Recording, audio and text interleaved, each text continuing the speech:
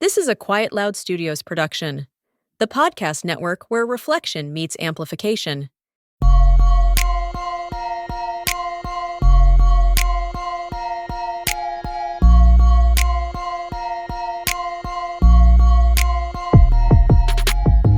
Hello, Athlete Mindset community. This is Lisa Bontasumi, the host of Athlete Mindset. Before we dive into this episode, I want to invite you to support the mission and purpose of our show. For $10 a month, you can help to make sure these conversations get to as many athletes, teams, coaches, and sport mental health environments as possible. As a subscriber, you will receive exclusive content and updates on current topics in athlete mental health, and you'll be directly contributing to the betterment of mental health for all athletes. Join the cause. Subscribe at sportse.io/athlete and make a difference today. Again, that's sportse.io/athlete. With your support and amplification, we can ensure more voices are heard and more individuals and communities are positively impacted.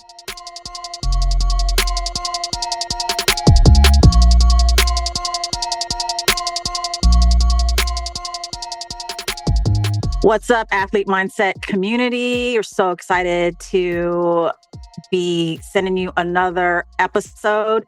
Check it out. This is actually the second episode with Dr. Kensa Gunter. I did a first one back in February of 2022, believe it or not. You can't see her, but she's looking at me like, what? We did it. When was it? This was back in February of 2022, and we're going for round 2 here. So, I'm super excited. Let's start with giving this queen her proper introduction. Dr. Kensa Gunter is a licensed psychologist and a certified mental performance consultant. She works at the intersection of mental health, high performance, well-being, and culture. And through her private practice, provides counseling, consultation services to individuals, teams, and organizations. Dr. Gunter also serves as the director of NBA and WNBA Mind Health, the league's mental health, wellness, and performance program. Additionally, Dr. Gunter serves on the board of directors for Little League International and the advisory board of the Applied Sport and Performance Psychology program at Dominican University of California. She previously served as president of the Association for Applied Sports Psychology during the 2021 term and is currently the president-elect for Division 47 of APA, the Society for Sport, Exercise, and Performance Psychology. Welcome, Kensa. Thank you so much, Lisa. It's so good to be here with you, and I appreciate the introduction. As you were saying, February 2022, in my mind, I was like, that feels so long ago, and yet also like yesterday. Time is such a weird thing now, but regardless of the time that it's been, it's a pleasure and honor to be here with you today. So thank you for that. I appreciate you. You are a very busy and high demand individual. So I appreciate you taking the time and energy to be with me for this second go round. Lots has changed in your life since then. Tell me, and everyone first, please go back and listen to that episode as well. We talk a lot about February being Black Heritage Month. We talk about her personal connection to sports, all that stuff. But today I want to ask you, tell me, what is the NBA WNBA Mind Health program? Well, so Mind Health is the league's mental health, wellness, and performance program. And as you said in the name, it's NBA WNBA. But the truth of the matter is that we service all of our player leagues, which includes our NBA G League. And we also offer support or have offered support to our 2K League, which is our eSport League, and Basketball Africa. There are ways in which we try to provide information about mental performance and mental health there as well. But the heart of the matter is Mind Health is a program that's designed to both ensure that there are resources available at the team level for players and often for coaches and staff to address the mental aspect of their health and well-being, whether they are trying to restore their health, maintain their health, or enhance it in the same way that we think about physical health. We want to make sure that teams have resources available in order to be able to support players, staff, coaches in their efforts to prioritize their mental health and well-being. And our vision is to humanize the conversation about mental health and to position it as an essential element of excellence, wellness, and performance, both on and off the court. So we really, as a program, are trying to change the culture as it relates to thinking about mental health and mental performance. We're trying to provide education. We certainly provide service. And what we really want to do, again, is just be a present resource and support for this aspect of one's overall health and well-being. Awesome. It sounds incredible. Let's get to the real of it a little bit. What's been Sure. a really proud moment for you as the director of this program, and what's been a challenging moment and how you addressed it? Because as excellent as it sounds, right? Not Yeah. everyone's going to be ready to take that bite or like take that dive for lots of different reasons. But yeah, if you could share those two points with us, that'd be awesome. Yeah, absolutely. I mean, I think to your point, like it's a program and we're still growing, right? The Right. program has been in existence since 2018. So it hasn't been incredibly long, but in the time that we have existed over the last 6 years, I guess, for the program, I've been in this role since January 2020. I would say a huge point of pride for me is in the network that the Mm. Mind Health Network, the network of professionals, that make up our Mind Health community.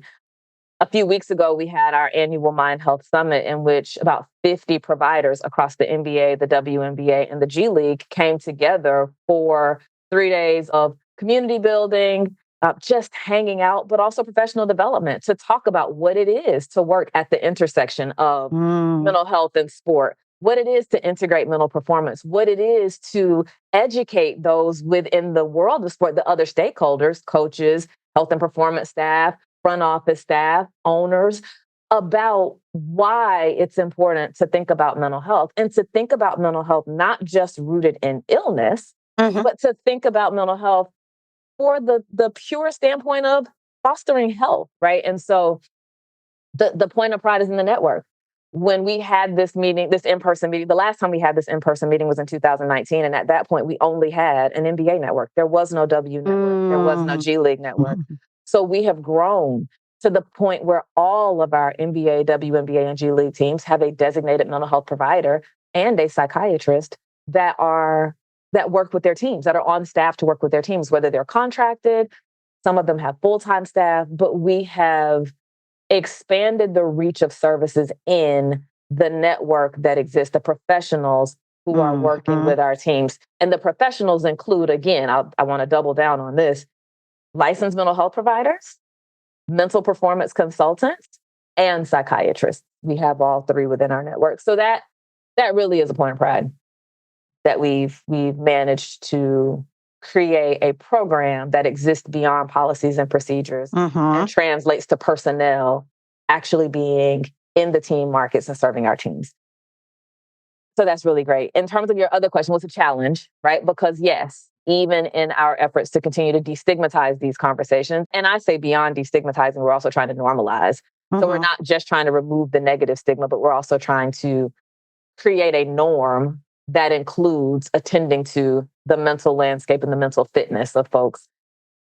One of the ongoing opportunities is continued integration, continuing to find ways to truly integrate our professionals into teams and into the organizational activities. There's still a lot of education and a lot of literacy that I think is needed just to help people continue to move beyond the stigma, right? In the same way that we have athletes who will now get on the athletic training table and get their ankles taped as a Mhm. preventative measure, Mhm. right? We're still working to get people to think about mental health and mental performance in the same way. So it is a challenge, but I see it more as an opportunity to Mhm. continue to educate folks about how you can think about mental health and mental performance and it not be rooted in distress, illness, challenge, trouble, like deficit, right? So that continues to be our opportunity is to create a different starting point for how we think about health and performance as it relates to the mental side of the game and the mental side of life.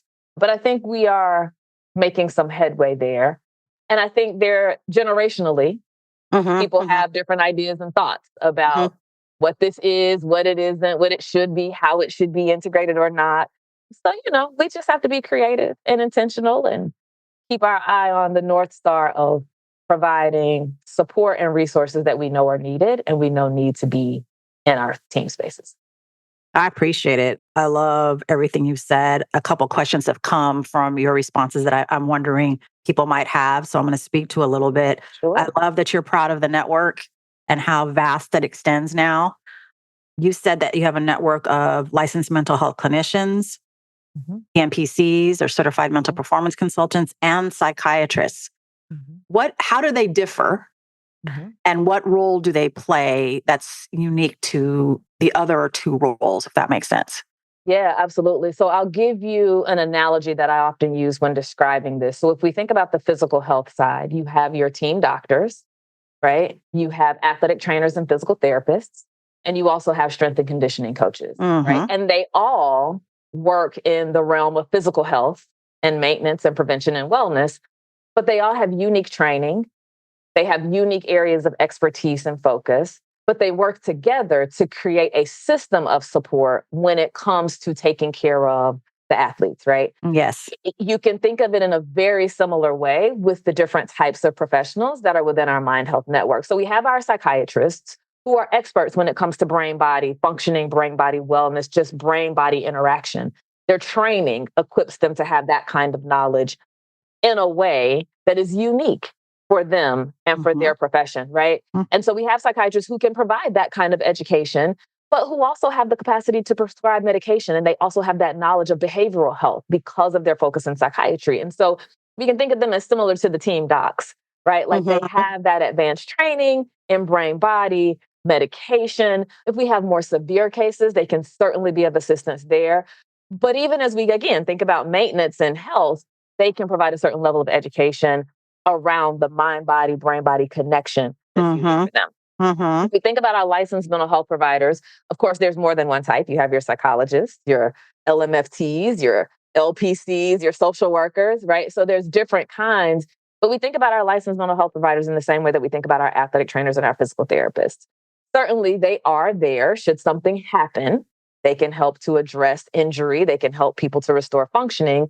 But more often than not, they're there for maintenance, right? They're there to help provide skills, to help develop skills, to help people think through and process things from a mental health standpoint. This is what we do. So in that licensed mental health space, we can provide education, we can help with development, we can help with restoration as needed, right? But there's a range of things that we can do to offer support in that realm. And then if I think about our strength and conditioning coaches, we think about them on the physical health side as increasing endurance, flexibility, strength, all of those things that are necessary to be physically ready. I think about the same thing for mental performance consultants. We're trying to increase strength, flexibility, endurance as it relates to the mental side of your game, your focus, your ability to persist, your ability to bounce back, how you talk to yourself, how you show up, right? So those individuals are teaching those mental skills to help increase the mental fitness and fortitude needed to endure the demands of the season. So a long explanation, but that's really how I think about them coming together. They all have their individual, and that's what they do individually. And then collectively, they're all trying to support the health, wellness, and performance of the individual, which translates to the health, wellness, and performance of the team. Yes. No, I love the thoroughness, the time, because people ask me all the time, what's the difference? And so you've just very eloquently laid it out and already touched on sort of my next question about how, not even a question, but a comment on how we relate physical health plus mental health equals health. And like the roles that everybody plays and the collaboration that happens and the communication on behalf of the individual athlete and the team is super cool. You know, I think that, like you said, generationally, that's really interesting. I find that also in how one is able to lean in and receive some of this information. But I think the way that we can relate it to the physical side is very palpable and like is accessible and like relatable. So Absolutely. yeah, and I think that's so important, right? It's very important. I mean, I recently did a presentation at the APA's convention, American Psychological Association's annual convention in August last month. And my talk was when the physical is mental, when the mental is physical, right? To your point, there is a mind body connection. And if we think about it, the physical demands of competition, training, the injuries that folks experience, all of those things have the capacity to impact how one feels, what they think, how they behave, which is where our mental health kind of manifests and shows up.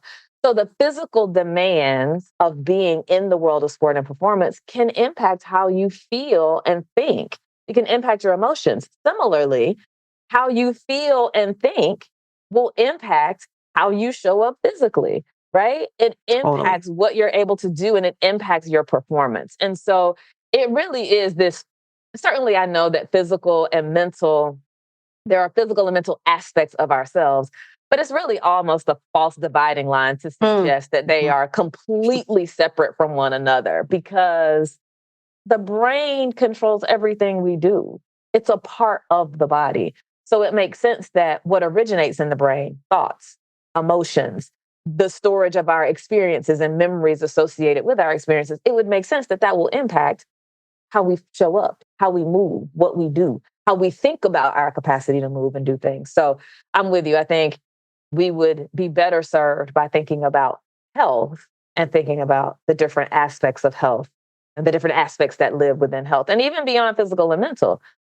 I certainly have come to the point over the last several years of understanding what happens around us, environmental health, social health and wellness, what happens in society.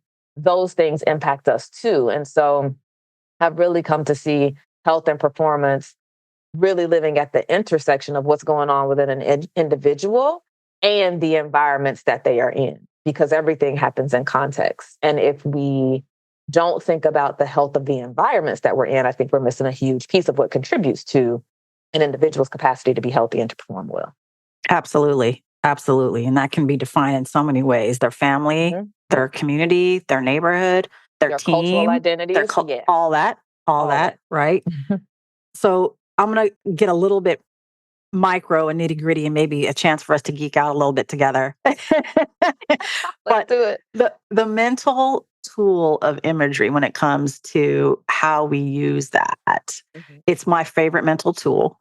And when I train on this mental tool with my athletes, I love to say that it helps develop the mental skill of motivation, confidence, but that when we train, and maybe you and I can break this down a little bit, on an imagery script that's co-created by athlete and mental performance consultant, that the brain processes it through the same neural pathways as physically training on that same act.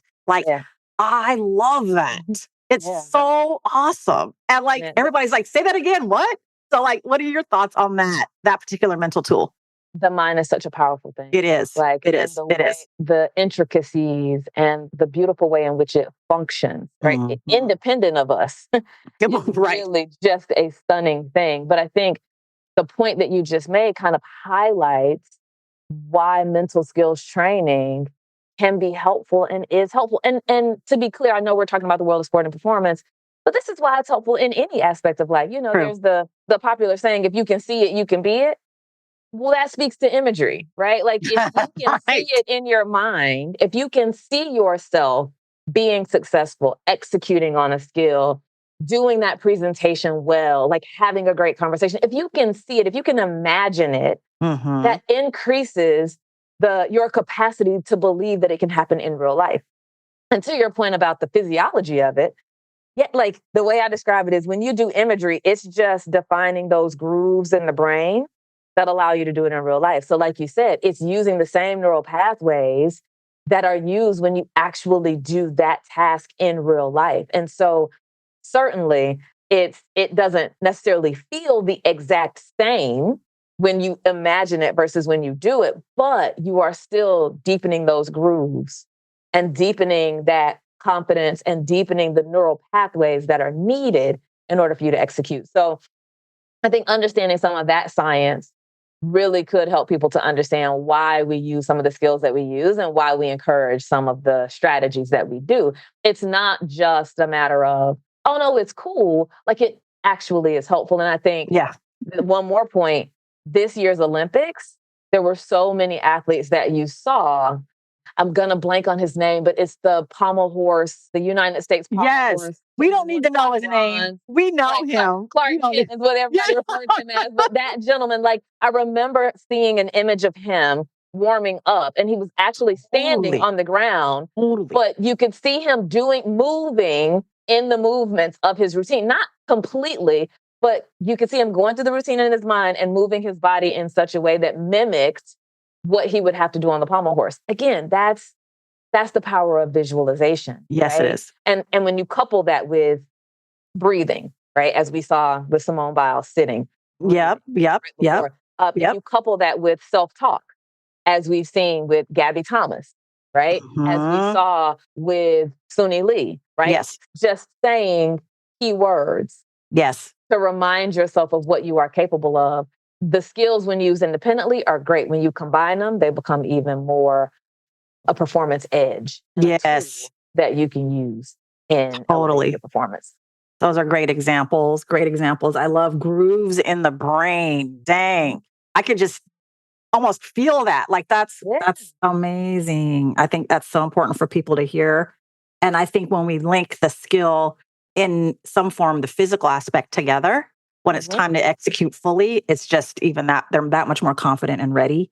And because it doesn't feel new to them, Right. right? I think that's Yep. the thing to think about the groove in the brain. If I can attach a word to that, developing that groove helps things to feel more automatic, right? Mm-hmm. You Mm-hmm. don't have to think about what you're doing. You trust that groove because you've done it either in real life or in your visualization moments. You have created a groove that allows the activity to feel much more automatic, which contributes to the increased confidence, the increased trust, and the capacity to just perform when you need to rather than think about performing That's when right. you're in those moments. That's right. That's right.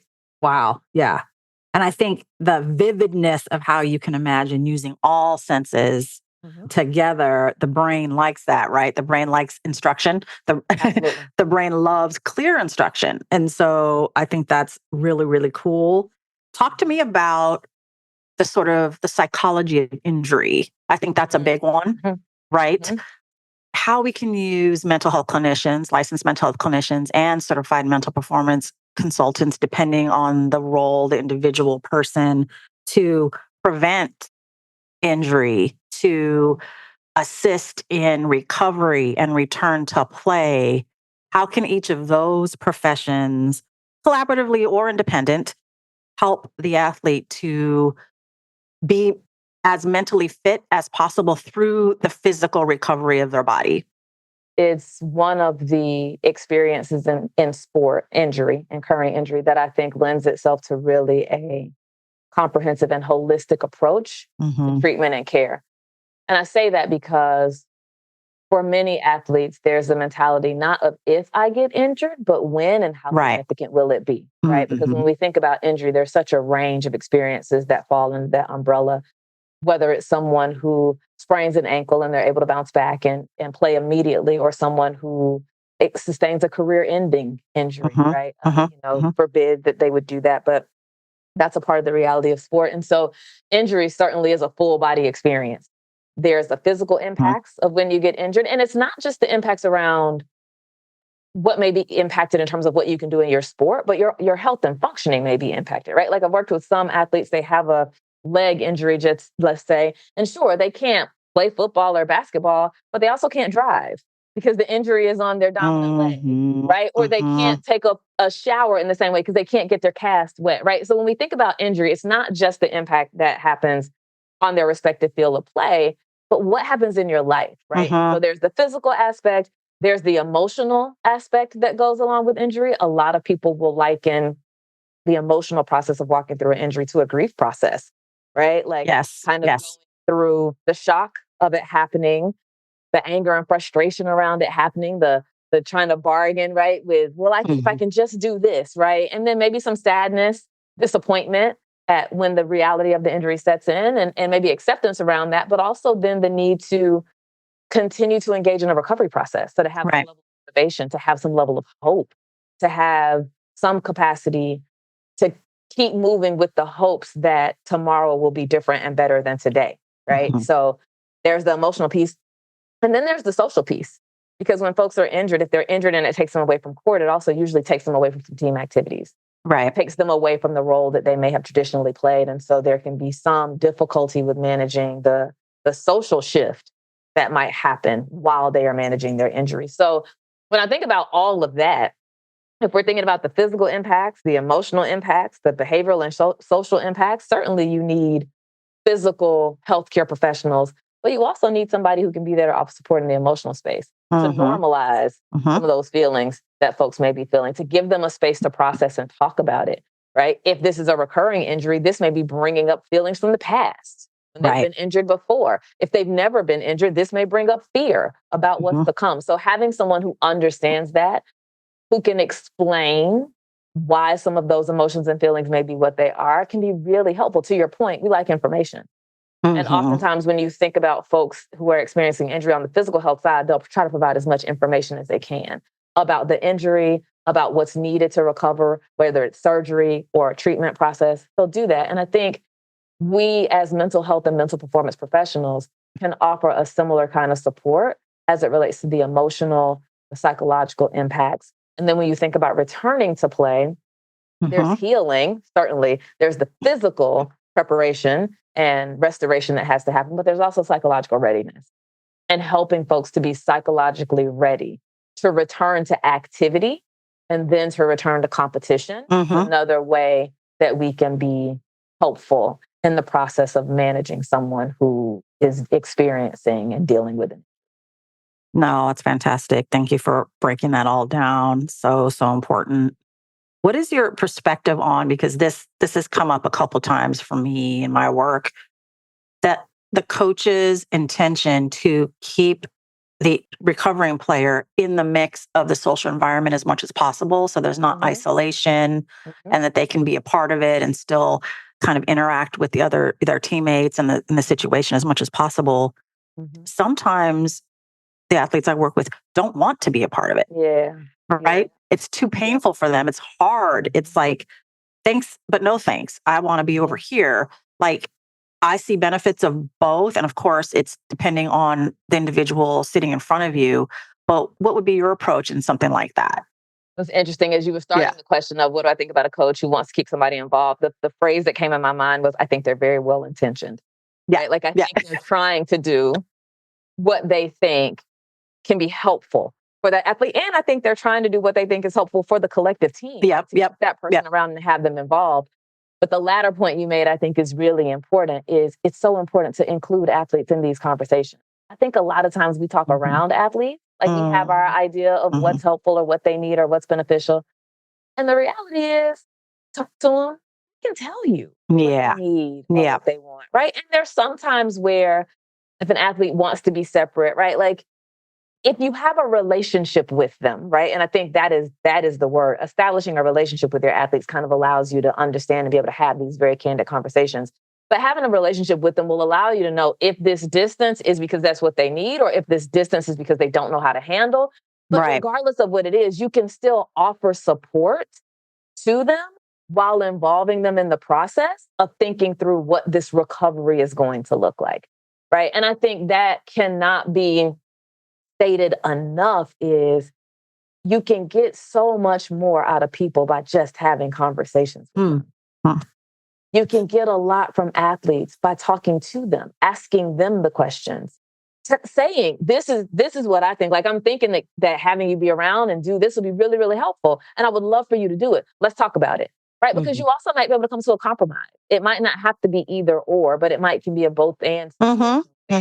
You give the athlete some level of autonomy and control, which for an athlete who's managing injury, feeling like there's some area where they have some autonomy, control, and where they can use their voice can be a powerful healing tool as well. Right? When they feel like this unexpected thing has happened to me that I have no control over, this recovery process that I don't want, I didn't ask for, but I'm going to be given an opportunity to talk about what my recovery might look like, what my integration with the team may look like. The coach is actually still interested in what I think, what I have to say, and hearing my voice.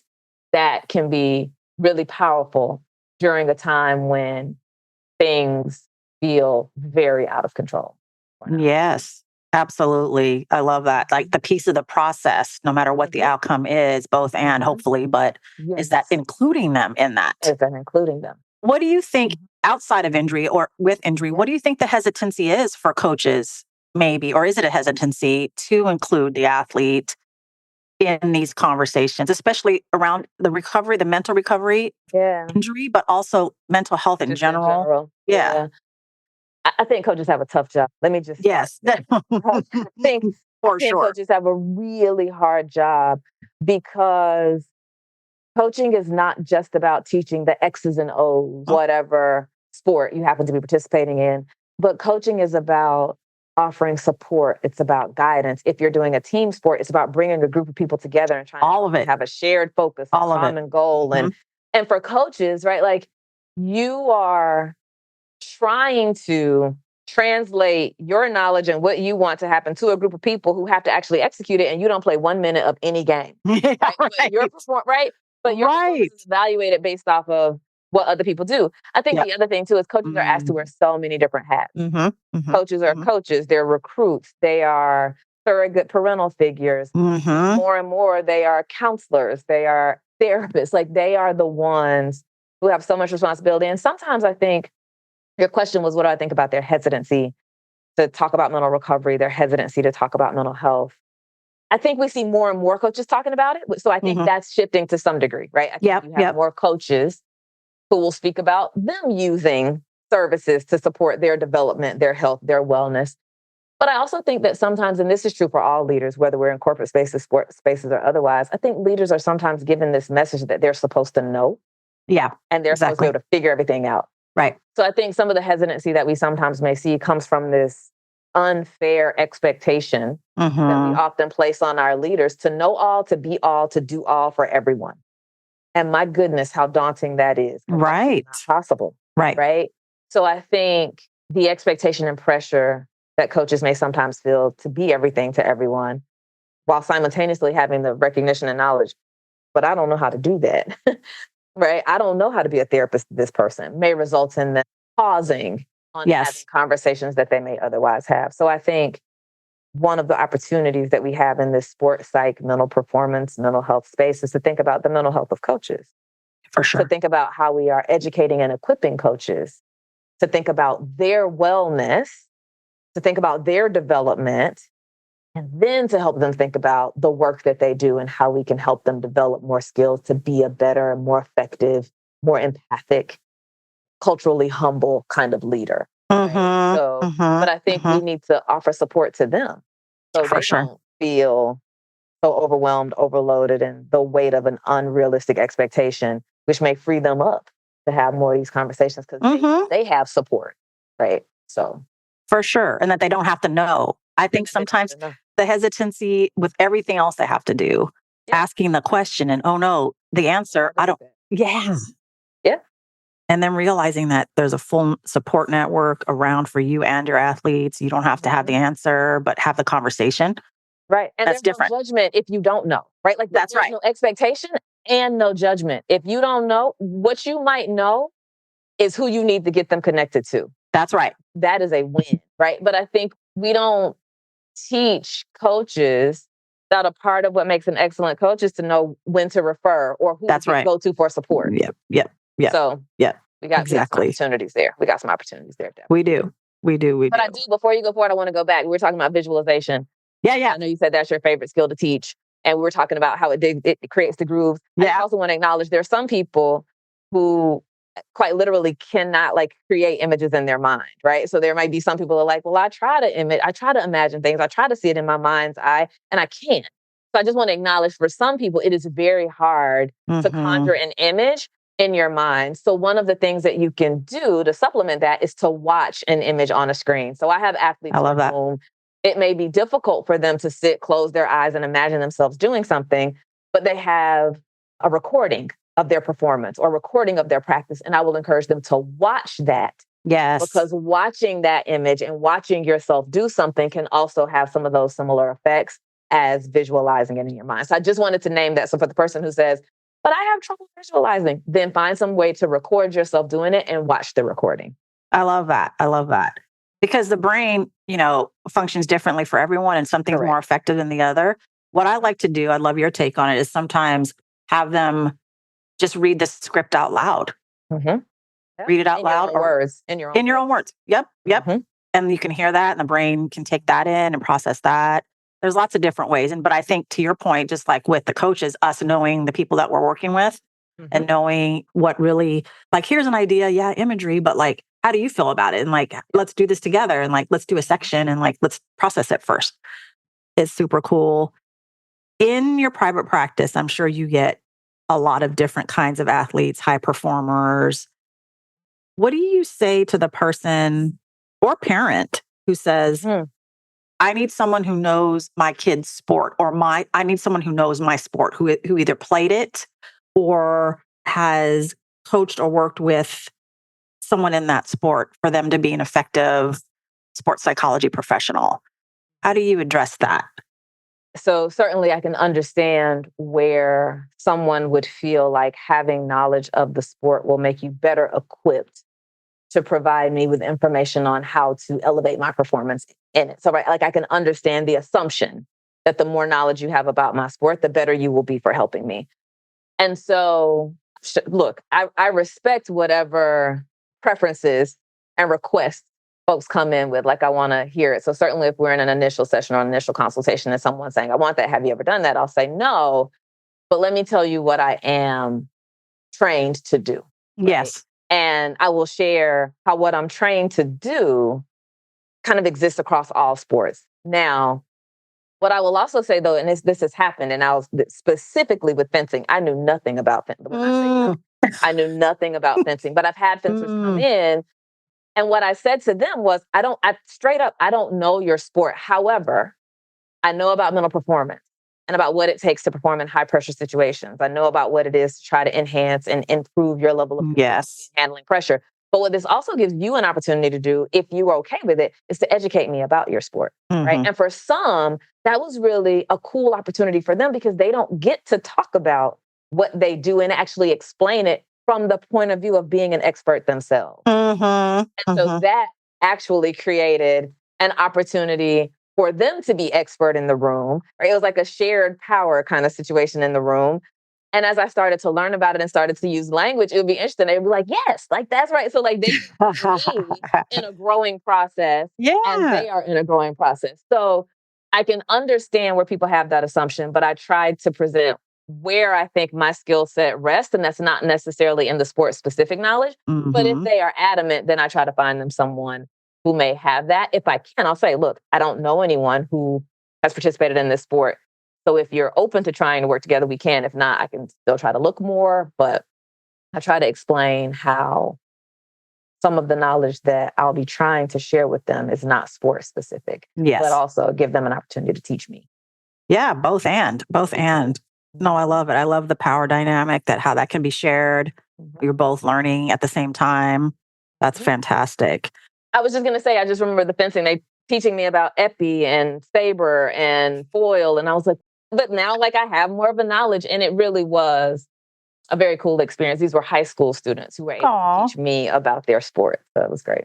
That's so cool. And the fact that you want to know about their sport, like fencing is not, one of those major sports like basketball, football, baseball type of thing. And for them to have a sense of pride about talking about their sport. And now you have, just like any of us have experience now working with a fencer. And so now that helps the community of fencers if they were to come to you again and like, oh yeah, I do know this and that. And like have some working knowledge. Yes, you do. You do.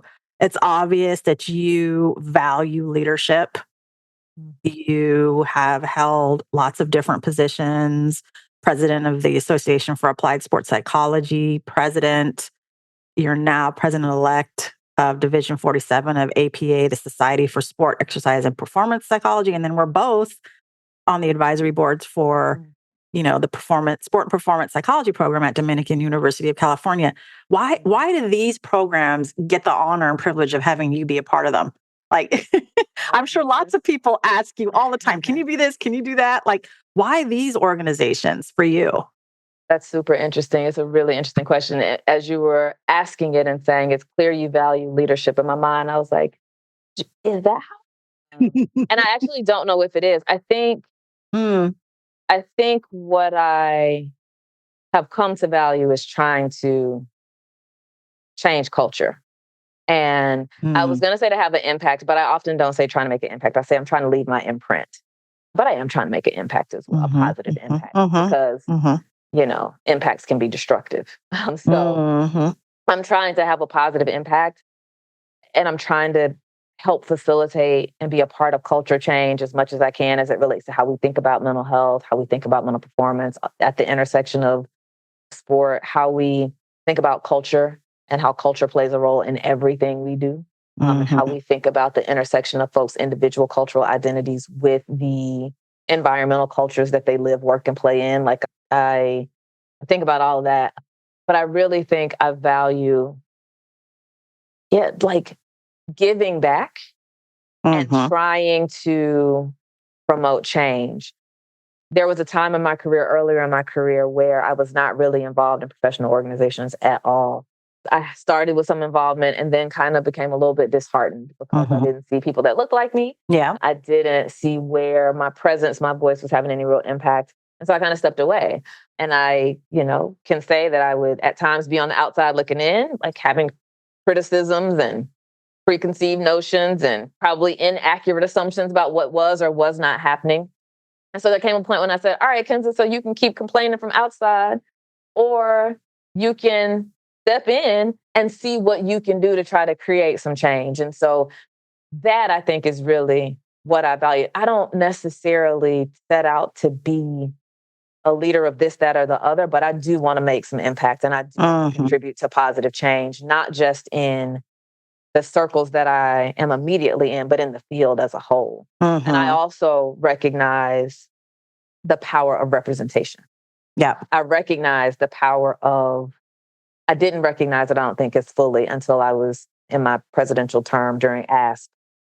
But I've come to recognize how important it is for people to see people who look like them. Yes. The power of me being a Black woman, Christian from the South, who is a psychologist, who is also a certified mental performance consultant, and being able to show up in those identities and having other people see that. It's not representation matters, but beyond mattering, representation is transformative. And it can transform what people think is possible for themselves. That's right. It can transform their idea about what spaces they can be in and what roles they can occupy. And so I think that's something that I have come to value and appreciate a great deal, in addition to trying to change culture. One of the ways to do that is by being in leadership positions, and I don't take that lightly at all. I certainly am humbled and honored that colleagues and peers think enough of me to elect me for these positions. Again, that's not just that I signed up. Like, people had to say, yes, that's right, that you can lead. Exactly. So I certainly don't take that lightly.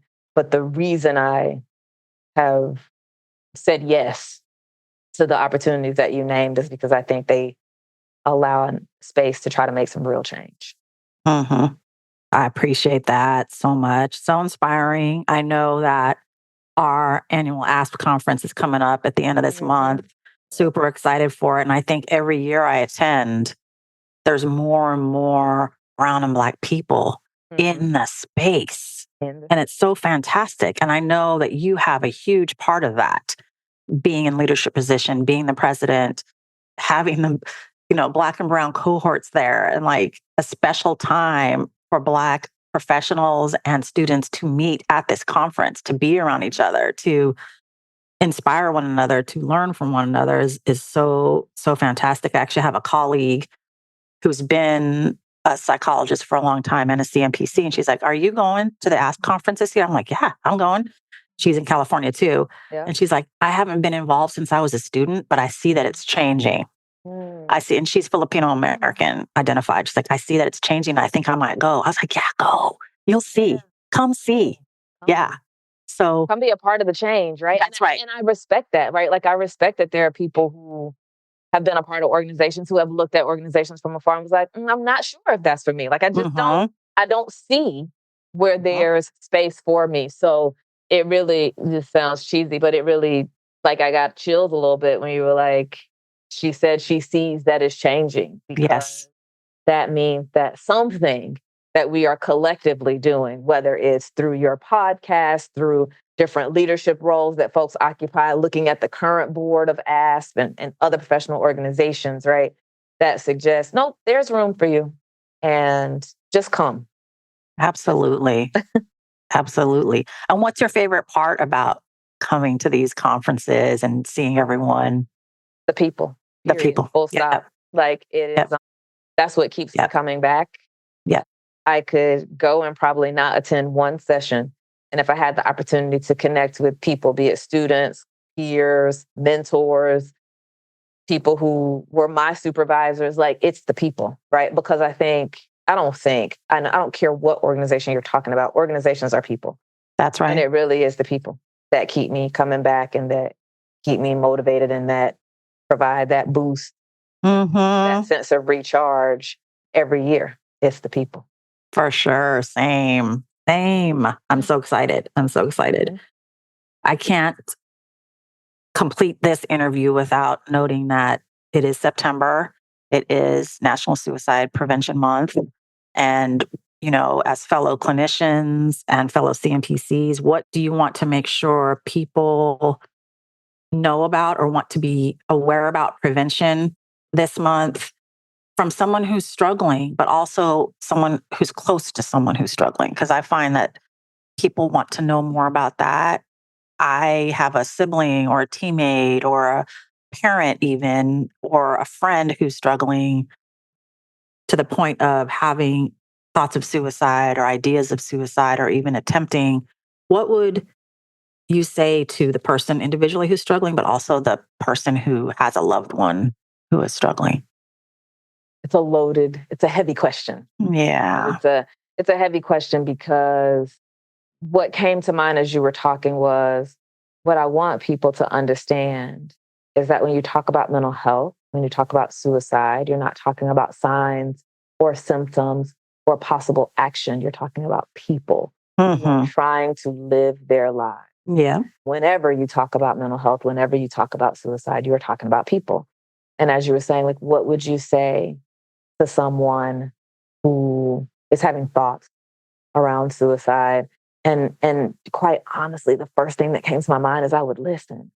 I don't know if I would start with a lot of words. I think I would just try to listen and through my presence, let them know I'm here in this space, in this moment with you. Because I know I can't walk your path for you. I know I don't feel exactly what you feel. I know I can't do that. So to say that is ridiculous, right? Yep. So I'm not going to say all that. Right. But what I can do is I can show up and I can listen and I can share my humanity with you. And I think we underestimate what it is to actually just be human with another person, to say, I don't know the answers and I don't know how any of this, the challenges that you are managing, I don't know how it's all going to work out, but I'm here. And if I have access and information about resources, and here are some resources that I think could be helpful, and maybe I'm willing to call with you or go with you, right? So then the first thing I do is just try to listen and I just try to share my humanity and let them know that there are resources, support, and help available and try to help get them connected to the loved one and the family member who is watching a loved one just try to navigate pain. Yeah. That's also what I think about when I think about those experiencing suicidal thoughts. It's just pain. Is there's nothing to fix because no one is broken. Right? But again, there is power in sharing humanity and just being there and trying to help someone through their next step and then their next step and then their next step. I think that can be so powerful, but also it's important to know about resources that are available, whether it's 988, whether it is the local mental health resources in your area. A lot of resources have mobile crisis units who will deploy and go out to do welfare checks on someone or wellness checks on someone, whether it's understanding about the crisis text line, whether it's understanding about a host of lines. There are support lines available for new mothers. There are support lines available for Indigenous communities, for those who identify as LGBTQ+. There are lines and support that's available to hopefully reach you where you are as a person and to reach you in your moment of need. So I would try to encourage loved ones to know about the resources that are available. I try to share the resources with somebody who's in a moment of need. But the first things I try to do is listen, share humanity, and try to honor the humanity of the person that's in challenge and in struggle. I love it. I love it. It is a heavy topic. And for us to be together and discuss it and share humanity between the two of us as we deal with these human experiences of people. I love what you said. There's nothing to fix because nothing is broken. That's huge because I think there's such a desperation with the family members or loved ones to save them, you know? Sometimes the way to save is like just to be with someone in their moment, right? And that can be hard. It's so right? And I hard, think that's important too is, we have to kind of be honest about ourselves about what I can sit with, right? I had a friend earlier today, like I called to check on them to see how they were doing. And as soon as they picked up the phone and I heard that familiar, friendly voice, I was like, blah. And like I spilled all these stressors that I feel like are currently invading my world. And then I was like, I'm so sorry. I didn't even ask if you had capacity to hold that. Or I didn't even I asked you how you were doing and you answered quickly. And then, so I think sometimes it's also recognizing for the loved ones, like where we are, what capacity we do have to hold things, but also again being aware of resources that are around us that allow us to offer support. And some of that prevention comes with a lot of that prevention comes before the moment of crisis. Because you asked about that too. What do we need to know about prevention? That's right.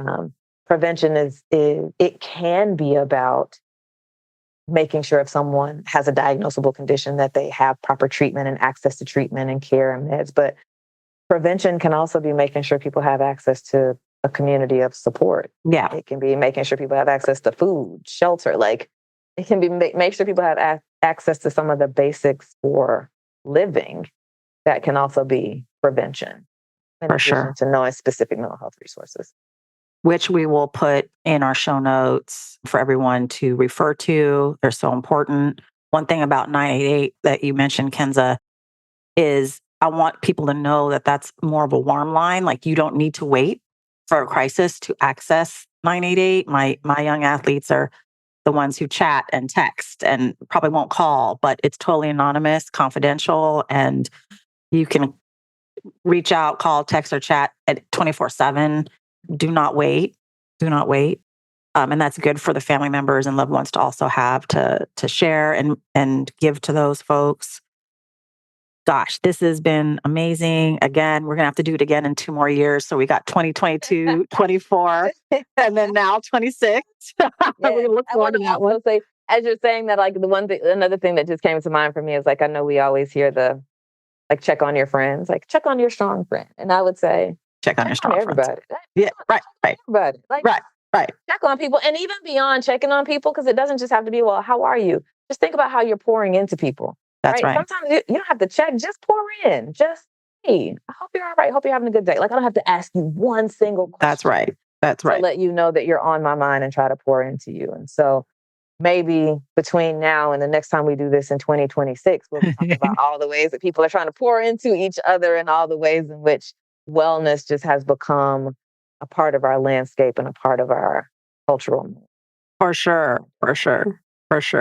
So if anybody wants to pour into me, I like emojis and I like yes. videos. You don't have to say anything. Just give me an image. That connection can mean a great deal to someone. For sure. And those athletes out there, that your sport can be a safe place too. Like my daughter who's been overwhelmed for the last couple of weeks. I was like, babe, you don't have to go to practice this Wednesday. If you don't want to, it's okay. She's like, I'm going to think about that, but I need it to stay sane with my schoolwork. I was like, thank you for saying that. Like, here I am not asking her what she would need and thinking that like not being in your sport is going to help you feel better when it's a missing piece for her to cope with the day and the week. And so I was like, forgive me for assuming that's what you need. Thank you for telling me what you do need. And I think that's just another example of the humility we have to take as those people who take care of others in whatever capacity that is to listen and ask. Absolutely. Absolutely. 100%. And kudos to her for being able to say, well, I actually need that, right? And then she might be able to tell you, but this would be really helpful, right? And that's a powerful thing for a person to feel like they have room to say what it is they need, what would be helpful, what would feel like support to them. Like that is incredibly empowering. And I think that's prevention. That's mental health as well. Just giving people space and people feeling like they have the space to say what they need. For sure. For sure. Kensa, I'm looking forward to seeing you at ASP, hanging out. Seeing you too in person, a big hug. On site. Yes. A big hug, definitely. I can't wait. I can't wait. Yeah. I just can't appreciate you enough and thank you enough for spending time with me again. And I look forward to many more times, and just thank you for, all you do, but most importantly, who you are and how you show up and how you represent and how you inspire people when you don't even realize it. And just thank you. Well, I thank you for the kindness of those words and sentiments. I do not take them lightly or for granted. And thank you for this platform and for inviting me back to it. Really do appreciate it. This podcast exists because of the team at CASCM. CASCM is a B2B content production company helping organizations create and share their stories. We aim to create space where businesses can build assets and drive revenue through writing and talking. Content creation should be enjoyable and accessible. At CASCM, we love helping make that happen. Learn more at cascm.com.